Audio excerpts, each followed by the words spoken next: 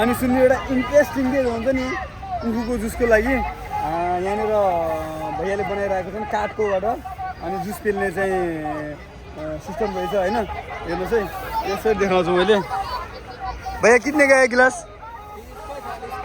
30 का 40 का 30 का 3 कर देना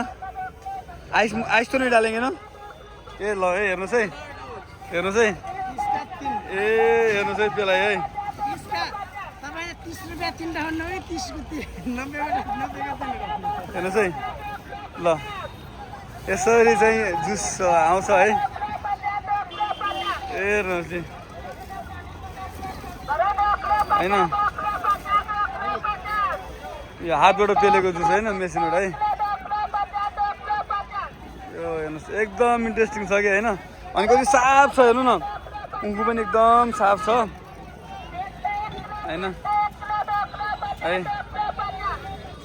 ल हामी चाहिँ टेस्ट गर्दैछौँ होइन जुस पनि लगाएको छौँ होइन यो चाहिँ एकदम पुरानो विधि हो क्या है पुरानो विधि हो यसरी चाहिँ पेलिँदो रहेछ होइन इन्ट्रेस्टिङ छैन र हेर्नुहोस् चाहिँ व्यापार गर्नुको लागि हेर्नुहोस् कति सस्तो जुगाडमा काम चलाएको छ कि होइन अनि 7 दिन छ र अहिले आजादपुर मन्डीमा छौँ हामीजना यहाँ पुरै चहल पहल छ है सबैतिर जतातिर पनि हेर्न सकिन्छ यहाँ फलफुलहरूको लागि तरकारीको लागि छ अनि नरिवल पानीहरू सबै के हुन्छ नि एकदम छ है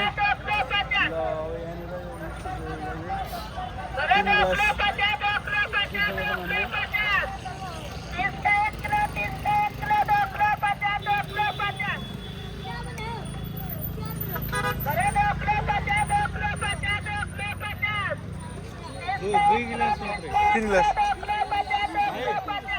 लो